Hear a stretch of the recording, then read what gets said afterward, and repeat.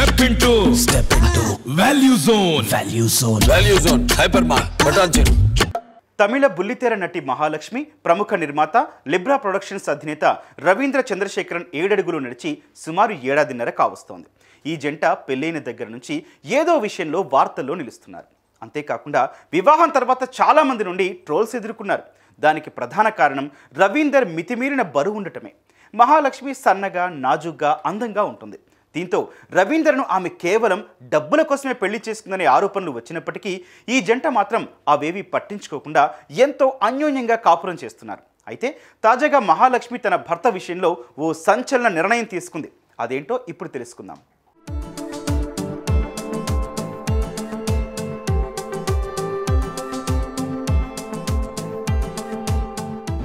Libra productions అధినేత రవీంద్రన్, అతని భార్య మహాలక్ష్మి ఇద్దరిది రెండో పెళ్లే. మహాలక్ష్మికి మొదటి వివాహం నుండి ఒక బిడ్డ కూడా ఉంది. అయితే తన మాజీ భర్త నుండి విడిపోయిన మహాలక్ష్మి కేవలం డబ్బుల కోసమే రవీంద్రను పెళ్లి చేసుకుందని సోషల్ మీడియాలో ఎన్నో పుకార్లు వచ్చాయి. అంతేకాకుండా మహాలక్ష్మి లాంటి అందమైన అమ్మాయిని పెళ్లి చేసుకునేందుకు నిర్మాత రవీంద్రన్ ఎన్నో ట్రిక్కులు వేశాడని సోషల్ మీడియాలో భారీగా ట్రోల్స్ వచ్చాయి.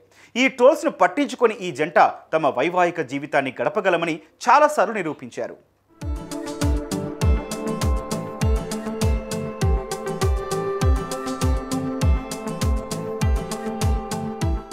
ఇదిలా ఉంటే మహాలక్ష్మితో పెళ్లి సమయంలో రవీందర్ శరీరాకృతిపై కూడా భారీగా ట్రోల్స్ వచ్చాయి.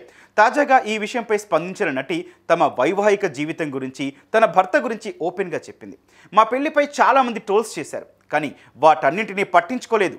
నా భర్త అధిక బరువు ఉండటంతో కొందరు నెటిజన్లకు ఆయన టార్గెట్గా మారారు. ట్రోల్స్ను చూసి నేను చాలా బాధపడ్డాను. ఆ ట్రోల్స్ చూసి బరువు తగ్గాలని రవీందర్ ఎంతగానో ప్రయత్నం చేశారు. అయినా అది కుదరడం లేదు. అందుకే మా ఆయన మాదిరిగా నేను కూడా బరువు పెరగాలనుకుంటున్నాను. ఇందుకోసం అధికంగా కొవ్వు పదార్థాలు తింటున్నాను అని చెప్పింది.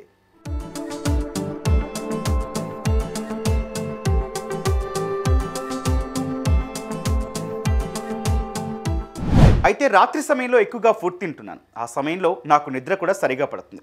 ఎలాగైనా సరే నేను కూడా ఆయనలా మారాలి, అప్పుడైనా ఈ ట్రోల్స్ ఆగిపోతాయి అనుకుంటా అని ఆమె సంచలన నిర్ణయం తీసుకుంది. కానీ తన భర్త రవీందర్ జుట్టు ఊడిపోతుందని, ఇది చాలా బాధగా ఉందని ఆమె చెప్పింది. మహాలక్ష్మి నిర్ణయాన్ని మార్చుకోవాలని, లేదంటే ఆరోగ్య సమస్యలు వస్తాయని తన భర్త చెప్పినా అందుకు ఆమె అంగీకరించలేదని తెలిపింది. ఏదేమైనా త్వరలో బరువు పెరగాలనే ఆలోచనతో మహాలక్ష్మి ఉన్నట్లు తెలుస్తోంది. ప్రస్తుతం ఈ వార్త సోషల్ మీడియాలో తెగ వైరల్ అవుతోంది. అసూయ ఓర్వలేనితనం అన్నది అతి సహజమైన మనిషికి ఉన్న ఒక ఎమోషన్. అది నెగిటివ్ ఎమోషనే అయినా మనిషి దాని నుంచి తప్పించుకోలేడు, ఏ స్థాయి వాళ్ళైనా సరే. ఇది ఎవరైనా అని కాదు, మనకు పురాణాల్లో కూడా చాలా ఈర్ష్యపడిన కథలు కనిపిస్తాయి. మనిషి పుట్టుక నుంచి ఏదో ఒక స్థాయిలో మనిషికి ఈర్ష్య అనేది కలుగుతుంది. అది అతి సాధారణం. అయితే నేను అన్నట్టు సాధారణ స్థాయిలోనే అది ఉంటే పర్వాలేదు, అది అసాధారణ స్థాయికి చేరితేనే ప్రమాదం. సో అసూయ అన్నది ఎవరికైనా సరే ఎందుకు కలుగుతుందంటే, తాను ఏదైనా అభద్రత ఫీల్ అయినప్పుడు, తను ఏదైనా పోగొట్టుకున్నప్పుడు, ఈ పోగొట్టుకున్న దాన్ని ఎదుటి వాళ్ళు ఎవరైనా పొందుతూ చూస్తున్నప్పుడు, తన పాస్ట్లో తను సాధించాలనుకున్నది సాధించలేకపోతే సాధించిన వాళ్ళని చూసినప్పుడు, ఇలాంటి అప్పుడు వాళ్ళకి అసూయ కలుగుతుంది. అసూయ అంటే నాకు లేనిది ఇంకొకరికి ఉందన్న భావన, ఇక నాకు రాదేమో అన్న అభద్రత, ఆ అసౌకర్యాన్ని ఎక్స్ప్రెస్ చేస్తారు. అది ఓర్వలేనితనం. అసూయ చాలా వరకు లోపల మనసులోనే ఉన్న అంతర్గతమైన భావనే. అది అంతవరకు మంచిదే. ఫర్ ఎగ్జాంపుల్, ఏదైనా ఒక పోటీ, ఆరోగ్యకరమైన పోటీ ఉంటే అవతల వాళ్ళకంటే బాగా చదవాలని, అవతల వాళ్ళకంటే బాగా పర్ఫామ్ చేయాలని, ఇంకో బిజినెస్ కంటే మంచి లాభాలు తెచ్చుకోవాలని అనుకోవడం ఒక ఆరోగ్యకరమైన అసూయ. అది ఆరోగ్యకరమైన ఈర్ష్య అని చెప్తాం దాన్ని మనం. కాంపిటేటివ్గా ఉండడం అనేది చాలా మంచిది. సో ఆ జెలస్ అనేది ఏదైతే ఉందో, కాంపిటేటివ్ కాకుండా స్థాయి దాటితే, బౌండరీ దాటితే, ఇప్పుడు మనం కూడా చాలా క్యాజువల్గా మాట్లాడుతూ ఉంటాం. మీరు ఎంత హ్యాపీగా, నేను చూస్తే కొంచెం జెలస్గా ఉంది అని ధైర్యంగానే చెబుతాం. ఎందుకంటే అది చాలా సాధారణమైన ఫీల్ కాబట్టి. చెబుతున్నామంటే అది ఆరోగ్యకరమైందే, నాకు అలా ఉండాలని ఉందని చెప్తున్నాం. చెప్పని ఈర్ష్య ఉంటుంది చూసారా, అది రకరకాల రూపాల్లో, రకరకాల భావాల్లో బయటపడుతుంది. సో అటువంటి ఈర్ష్య కలిగినప్పుడు అవతల వాళ్ళు మాటలు మాట్లాడడం, యాక్షన్ చేయడం, నిజం చెప్పాలంటే అవతల వాళ్ళ వెనకాల కుట్రలు మనడం, మీకు ఏది దక్కుతోందని నేను అనుకుంటానో అది దక్కకుండా చేయడం, ఆ ప్రయత్నాలు ఎన్ని ఉన్నాయని ట్రై చేస్తారు. మీకు దక్కిందని తెలిస్తే ఎలా దక్కిందో దుష్ప్రచారం చేయడం, ఇలాంటివన్నీ ఈర్ష్యకు ప్రతిరూపాలు. ఇవన్నీ ఇది ఈర్ష్య చాలా భయంకరమైన ఎమోషన్. ఇది ఈర్ష్య ఏం చేస్తుందంటే భావనతో ఆపకుండా ముందుకు దాటి వాళ్ళు అసలు ఎప్పుడూ చెయ్యాలనుకోని పనులు వాళ్ళ చేత చేయించేది ఈర్ష్య. సో అలాంటి ఈర్ష్య ఉండటం చాలా ప్రమాదకరం. ఎవరికి? పక్క వాళ్ళకి కాదు, వీళ్ళకే. ఒక్కొక్కసారి ఎంత ఈర్ష్య పడినా అవతల వాళ్ళు ఎదుగుతూనే ఉంటారు. మీ ఈర్ష్య మిమ్మల్ని కాలుస్తుంది తప్ప ఎదుటి వాళ్ళ అభివృద్ధిని మాత్రం అర్థం కాదు సార్. మెంటల్లీ వాళ్ళు కూడా చాలా ఇదైపోతూ ఉంటారు. దాని గురించి ఆలోచించి ఎన్ని కుట్రలు పనినా అవతల వాడి ఎదుగుదల ఆగదు. అవతల వాడి ప్రయత్నాలు ఏవైతే ఉంటాయో అవేవి ఎక్కడ పోవు. అట్లీస్ట్ రియలైజ్ అవ్వరు.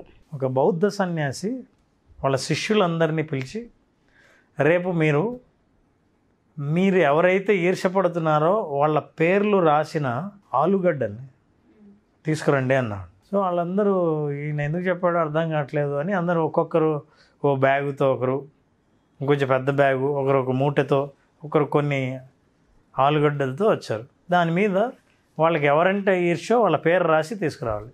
తీసుకొచ్చి ఆయన ఎక్కడికి వెళ్ళినా మీరు నా క్లాస్ అయిపోయిన తర్వాత ఎక్కడికి వెళ్ళినా ఈ మూట మీతో ఉన్న ఈ ఆలుని తీసుకెళ్ళాలి. సో వాళ్ళు అలాగే ఎందుకు చెప్పాడో ఆయన అర్థం కావట్లేదు. పైగా బౌద్ధ సన్యాసులు అంటే వాళ్ళు చాలా జ్ఞానం ఉంటుంది, ఏదో కారణంతోనే చెప్తుంటారు. తీసుకెళ్ళారు. ఒకరోజు అయింది, మళ్ళీ మరుసటి రోజు క్లాస్కి వచ్చారు. నేను చెప్పేంత వరకు మీరు మీతోనే ఉండాలి అన్నాడు. అవి ఎలా తీసుకెళ్లారు? 1 రోజు, 2 రోజులు, 3 రోజులు, 4 రోజులు, వారం రోజులు, 10 రోజులు అయింది. అవి చెడిపోయాయి, వాసన రావడం మొదలుపెట్టి. మీరు తీసుకువెళ్ళాల్సిందే అంటున్నాడు. 11, 12 రోజులు అయ్యాక ఇంకా తట్టుకోలేకపోయారు. స్వామి ఎందుకు మీరు రాయమన్నారు, ఏంటి ఈ వాసన, మేము ఎందుకు తీయాలి, మీరు వెంటనే చెప్పండి మాకు అన్నాడు. 10-12 రోజులకే మీరు ఎవరంటే ఈర్ష్యపడుతున్నారో వాళ్ళ పేర్లు రాసిన ఆలును మోయటానికే ఆ వాసన భరించలేక ఉన్నారే, అంతకంటే భయంకరమైంది ఆ ఎమోషన్, మానసికమైన భావన. ఆ భావనను ఇన్నేళ్ల నుంచి మీరు మోస్తున్నారే ఈర్ష్యతో. ఆ ఈర్ష్య మీ దగ్గర నుంచి తొలగించకపోతే మీ మనస్సు ఇలాంటి దుర్వాసనే వస్తుంది. ఇది దుర్వాసన కాదు, మన ఆలోచనకున్న దుర్వాసన. ఇది దాని నుంచి బయటపడేయాలంటే, ఇప్పుడు మీరు బయటపడాలంటే ఏం చేయాలి? చేతిలో ఉన్నవన్నీ బయటపడేయాలి. సో మీ ఈర్ష్యను కూడా పక్కన పెడితే తప్ప మీరు ఆరోగ్యంగా ఆనందంగా జీవించలేరు అన్నాడు. Exactly sir, true. సో మనం మోస్తున్న దుర్వాసన ఈ ఈర్ష్య. ఈర్ష్య అనడానికి కారణం ప్రధానంగా ఏంటంటే అండి, ఒకటి అభద్రత. యాక్చువల్గా there is a romantic jealousy అని కూడా ఉంది. రొమాంటిక్ జెలసీ అంటే రిలేషన్షిప్లో జెలసీ, ఈర్ష్య. అంటే రిలేషన్షిప్లో ఇద్దరి మధ్య ఒకరి పైన ఇంకొకరికి ఈర్ష్య. ఈ ఈర్ష్య ఎందుకు వస్తుందంటే వాళ్ళకున్న ఇన్సెక్యూరిటీ, అంటే కంప్లీట్ కాన్ఫిడెన్స్ లేకపోవడంతో అది ఈర్ష్యగా మారుతుంది. అవును, ఈర్ష్యగా మారినప్పుడు అవి మాటలుగా మారుతాయి. భాషగా అది బయటకు వచ్చినప్పుడు వాళ్ళ మనసులో ఎక్కడో లోతులో దాగున్న భావాలన్నీ బయటపడతాయి. బయటపడినప్పుడు ఇక రిలేషన్షిప్కి డ్యామేజ్ అవ్వడం స్టార్ట్ అవుతూ ఉంటుంది. సో ఇది ప్రమాదం ఈ ఈర్ష్య వల్ల వస్తుంది. రెండోది కాంపిటేటివ్ జెలసీ. మీరు ఏదైనా ఒక స్పోర్ట్స్లోనో, చదువులోనో, లేదా ఒక పర్ఫార్మెన్స్లోనో ఉంటే ఆ కాంపిటీటర్ని చూస్తే, ఎవరైనా బెస్ట్ పర్ఫార్మర్ని చూస్తే ఆ బెస్ట్ పర్ఫార్మర్ గురించి ఆలోచించడం. అట్లా ఆలోచించినప్పుడు ఏమవుతుందంటే ఎదుటి వాళ్ళలాగా మనము ఉండాలి అని అనుకోవటం, ఎదుటి వాళ్ళ దుర్గుణాలని హైలైట్ చేసి చూపించడం. మీరేమో అవతల వాళ్ళు ఏదో సాధించారో అది మీకు కావాలి, కానీ వాళ్ళల్లో ఉన్న నెగిటివ్ థాట్స్ మాత్రం ప్రచారం చేస్తారు. అట్లా నాకు ఇష్టం లేదు, ఇలా చేశాడు, అలా చేశాడు అని తప్పులు ఒప్పుల్ని అన్నీ మార్చి మీరు స్టోరీస్గా మార్చి ప్రచారం చేస్తారు. సో ఈ కాంపిటేటివ్ జెలసీలో కూడా ఏంటంటే ఒక స్థాయి దాటితే, అంటే కాంపిటేటివ్ జెలసీ ఎందుకు మంచిదంటే అవతల వాళ్ళ స్థాయిలో నేను పర్ఫామ్ చేయాలని నీ ప్రయత్నం చేయటం ఉందే, అది ఆరోగ్యకరమైన ఈర్ష్య. అనారోగ్యకరమైన ఈర్ష్య ఏంటంటే అవతల వాళ్ళు పర్ఫామ్ చేయకూడదు అనుకోవడం, వాళ్ళ అభివృద్ధి కాకూడదు అనుకోవడం. ఇవన్నీ చేయటం ద్వారా మనిషి మానసికంగా కుంగిపోయి యాంగ్జైటీ పెరిగి తను ఏం చేస్తున్నా తృప్తి పడలేక, అంటే తనకు అసంతృప్తి ఉంటుంది. ఎందుకంటే ఎవరో చేయాలనుకున్న పని నేను చేయాలనుకున్నా నేను చేయట్లేదు, ఇంకొకరు చేస్తున్నారన్న అసంతృప్తితో జీవిస్తుంటే అది జీవితం కాదు. కానీ అవతల వాళ్ళు మాత్రం జీవిస్తూ ఉంటారు. మీరు ఎవరి మీద ఈర్ష్యపడుతున్నారో వాళ్ళు మాత్రం హ్యాపీగా జీవిస్తుంటారు. వీటికి కారణాలు అనేకమండి. కారణాలు ఏంటంటే ఒక్కొక్కసారి గతంలో ఎప్పుడో చిన్నప్పుడో లేకపోతే వాళ్ళ గతంలోనో వాళ్ళు పోగొట్టుకున్నవి ఉంటాయి, పొందామని అనుకుంటూ పోగొట్టుకున్నవి ఏమైనా ఉంటాయి. రిలేషన్షిప్లో ఫెయిల్ అయిన వాళ్ళు ఉంటారు, సాధించాలనుకున్నది దక్కినట్టే దక్కి పోయినవి ఏవైనా ఉంటాయి. ఈ భావన కలిగినప్పుడు అంటే ఈ అనుభవాలు ఉన్నప్పుడంతా ఆ తర్వాత ఎప్పుడైనా ఈ అనుభవం గుర్తొచ్చినప్పుడు దీన్ని నేను పొందలేకపోయాను కదా, పొందిన వాళ్ళు ఎవరైనా కనిపిస్తే నచ్చదు. ఈ ఫీలింగ్ని వాళ్ళు అర్థం చేసుకున్నప్పుడు ఏం చేయాలంటే people have to speak to someone. వాళ్ళ మనోభావాల్ని చెప్పాలి. నాకెందుకు అని చూస్తే కొంచెం ఏర్షిగా ఉంటుంది, నాకు వాళ్ళని చూస్తే ఏ ఫీలింగ్ కలుగుతున్నాయి. There is one theory, shift అంటారు. మీరు ఎవరినైనా చూస్తే ఈర్ష్య కలిగితే మీరు వీటిని అబ్జర్వ్ చేయాలి. ఒకటి షిఫ్ట్ అంటే ఏంటంటే ఎస్ సెన్సేషన్స్, మీకు ఎట్లాంటి భావాలు కలుగుతున్నాయి, ఏం సెన్సేషన్స్ బాడీలో. ఒక్కొక్కసారి వణుకొచ్చేస్తున్నాయి కొంతమందిని చూస్తే ఎందుకు అక్కడ ఉండాలనిపించదు, మొహం అంతా మాడిపోయి వాళ్ళని చూస్తేనే నాకు ఎందుకో కారణం వేరే చెప్తారు. ఎందుకు వాళ్ళ మొహం చూస్తే నాకు నచ్చదండి, నేను యాక్చువల్ నచ్చకపోవడానికి వేరే కారణం మీకు ఈర్ష్య. సో సెన్సేషన్స్ నటిస్తారు సార్ బాగా, వాళ్ళు ఆ విషయం బయట పెట్టరు కదా, కాబట్టి నటించాలి. ఇమేజెస్, వాళ్ళకి మనసులో ఇమేజ్ ఒకటి వస్తుంది, అంటే నా ఇమేజ్ పడిపోయింది. అవతల వాళ్ళ దగ్గరికి వచ్చినప్పుడు అది ఎందుకు కొంతమందిని అవాయిడ్ చేస్తారు. వాళ్ళు నా ముందు బాగా రిచ్, వీళ్ళ కారు బ్రాండ్ చాలా పెద్దది, వీళ్ళ ఇల్లు విల్లా, మాది అపార్ట్మెంటు, ఈవిడ చీర చాలా కాస్ట్లీ. మనల్ని మనం తక్కువ చేసుకొని అవతల వాళ్ళని డామినేట్ పై స్థాయిలో ఉన్నట్లు ఊహించుకున్నప్పుడు ఆ ఇమేజెస్ ఏమొస్తున్నాయో ఆలోచించండి. ఏం ఇమేజ్ గురించి ఆలోచిస్తున్నారు? ఎఫ్లో ఫీలింగ్స్, భావాలు. మీకు ఎటువంటి భావాలు వస్తున్నాయి? థాట్స్, ఆలోచనలు, మానసిక భావాలు, ఆలోచనలు, మీ ఇమేజ్, ఇట్లాంటివన్నీ సెన్సేషన్స్. ఇవన్నీ ఆలోచన చేసినప్పుడు మనకి ఇన్ని మార్పులు ఏవో కలుగుతున్నాయి, మనకి ఈర్ష్య కలిగినప్పుడు అని తెలుస్తుంది. సెల్ఫ్ అవేర్నెస్ పెరుగుతుంది. తెలిసినప్పుడు ఆ భావాలన్నీ మార్చుకునే ప్రయత్నం చేసినప్పుడు ఈ అంతర్గతంగా ఉన్న ఈర్ష్య భావం తగ్గుతుంది. ఇక ఈర్ష్యను ఫేస్ చేసేవాళ్ళు ఎవరైనా ఉంటే వాళ్ళు చేస్తున్నప్పుడు ఏంటంటే ఈర్ష్య అని మనకు జనరల్గా అర్థం కాదు. చాలా సందర్భాల్లో అర్థం కాక నమ్మి నమ్మి నమ్మి మోసపోతూ ఉంటారు. అలా మీకు ఎప్పుడైనా అనిపించినప్పుడు వాళ్ళ దగ్గరికి వెళ్ళి మాట్లాడడం మంచిది. ఇప్పుడు ఈర్ష్య కలిగిన వాళ్ళు ఏమనుకుంటారంటే మీకు నాకు దూరం, మీరు బాగా సాధించిన వాళ్ళు, మీకు బాగా పొగరున్న వాళ్ళు, మీకు బాగా డబ్బు ఉన్నవాళ్ళు అని దూరం ఉంది అనే ఫీలింగే వాళ్ళకి ఆ ఈర్ష్య భావం కలుగుతుంది. అలా కాదు, నేను దగ్గర, నీ మనిషినే, నీకు తెలుసా నేను ఎలా సాధించానో చెప్తాను చూడు అన్నప్పుడు. అందుకే చాలామంది అభిప్రాయాలు మార్చుకున్నప్పుడు నేనేమో అనుకున్నాను కానీ చాలా మంచివాళ్ళండి, డౌన్ టు ఎర్త్, బాగా మాట్లాడతారు, అంత బాగా డబ్బున్నా, అంత సాధించినా, అంత చదువుకున్నా, ఎంత వినయంగానో మాట్లాడారంటే మీ అభిప్రాయం మారిందని. అలా మారినప్పుడు ఈర్ష్య భావన కలగదు, పైగా గౌరవం పెరుగుతుంది.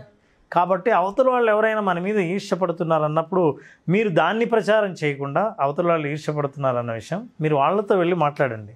అయితే మాట్లాడుతున్నప్పుడు మీరు ఈర్ష్యపడుతున్నారు అన్నట్టు కాకుండా వాళ్ళతో ఏం మాట్లాడాలంటే మీరంటే చాలా ఇష్టం అని వాళ్ళల్లో ఉన్న మంచి గుణాలని మెచ్చుకొని అప్పుడు మీరు చెప్పిన మాటలు వింటారు. మెల్లిగా మీరు ఏదైనా సాధించి ఉంటే ఎలా సాధించారో, అది ఎలా సాధ్యమైందో వాళ్ళకి చెప్పండి. వాళ్ళకి ధైర్యం కలుగుతుంది. ఏదైతే ఈ అభద్రత ఉన్నిందో కాస్త భద్రత కలుగుతుంది. సో అలా మనం సాధించవచ్చు. రెండవది పాజిటివ్ లాంగ్వేజ్. అవతల వాళ్ళు అలా ఉన్నా ఒక రకంగా ఆలోచించండి. ఎదుటి వాళ్ళు ఈర్ష్యపడుతున్నారంటే మీ దగ్గర ఏదో వాళ్ళ దగ్గర లేనిది మీ దగ్గర ఉందనేగా, వాళ్ళు సాధించండి మీరేదో సాధించారనేగా. సో ఆ రకంగా ఒక రకంగా గొప్పగానే ఫీల్ అవ్వచ్చు. పాజిటివ్గానే ఆలోచించండి. దాన్ని నెగిటివ్గా తీసుకొని మనం మళ్ళీ డిస్టర్బ్ అవ్వాల్సిన అవసరం లేదు. వీఆర్ యాక్చువల్లీ డూయింగ్ గుడ్ అని ఆలోచించండి. సో మూడవది, ఎవరైనా అట్లాంటి భాష వాడినప్పుడు, అట్లా వాళ్ళ ఈర్ష్యను వాళ్ళు ప్రకటించినప్పుడు, వాళ్ళు వ్యక్తం చేసినప్పుడు, ఈ మాటలు విన్నప్పుడు అది మిమ్మల్ని కాదని అనుకోవటమే శ్రేయస్కరం. మిమ్మల్నే అనుకుంటే రియాక్ట్ అవ్వకుండా ఉండలేరు. రియాక్ట్ అయినప్పుడు వాళ్ళ బాధ నిజమని అర్థమవుతుంది. వాళ్ళు వేసిన నిందలు మీ మీద ఏవైనా ఉంటే అవి నిజమే అని తేలుతుంది రియాక్ట్ అయితే. అందువల్ల వాళ్ళు మాట్లాడిన మాటలకు రియాక్ట్ అవ్వకుండా ఉండడం శ్రేయస్కరం, ఆరోగ్యం. ఇంతకు మించి ఇంకేం చెప్తాను sir. Thank you so much Ram sir. ఎందుకు అంటే ఈర్ష్య అనేది తెలియకుండానే అదొక negative vibe and negative emotion. మనల్ని మనం తెలియకుండానే మనల్ని హరింప చేస్తూ ఉంటుంది. మీరు ఇందాక చెప్పారు ఆ ఎమోషన్ మనల్ని చాలా డేంజర్ జోన్లోకి తీసుకెళ్తూ ఉంటుంది అని. చాలామంది తెలియకుండా ఆ ఎమోషన్లో బతికేస్తూ ఉంటారు, ఆ ఈర్ష్య అసూయల్లోనే బతికేస్తూ ఉంటారు. దానివల్ల ఎటువంటి లాభం అనేది ఉండదు. అట్లీస్ట్ రియలైజ్ అవ్వగలగాలి లేదా ఎక్స్ప్రెస్ చేయగలగాలి. ఈ రెండు చాలా అవసరం. ఎవరికైనా సరే దీని నుంచి బయటపడాలి అంటే ఒకవేళ 1-on-1 సెషన్ కావాలి అనుకున్నా, art of visualisation meditation through heal చేసుకోవాలి అనుకున్నా ఏ విధంగా ఉంటుంది, క్లాస్ ఎప్పుడు ఉండబోతుంది, ఒకసారి దాని డీటెయిల్స్ సార్. ఈ బ్యాచ్ ఎవరైనా సరే జాయిన్ అవ్వాలనుకుంటే విజువలైజేషన్ ద్వారా మనిషి మానసిక స్థైర్యాన్ని పెంచుకోవచ్చు, మన ఆలోచనలను మార్చుకోవచ్చు. దేని నుంచి అయితే బయటపడలేకపోతున్నామో, ఏ ఆలోచనలు వదిలించుకోలేకపోతున్నామో వాటిని వదిలించుకుని పాజిటివ్ ఆలోచనలను మనం తెచ్చుకునే అవకాశం పూర్తిగా ఉన్న స్కిల్ ఇది విజువలైజేషన్. ఎవరైనా ఇంట్రెస్ట్ ఉన్న వాళ్ళు ఈ నెంబర్కి ఫోన్ చేసి రిజిస్టర్ చేసుకోవచ్చు. Sure sir. Thank you sir. Thank you so much. Thank you so much.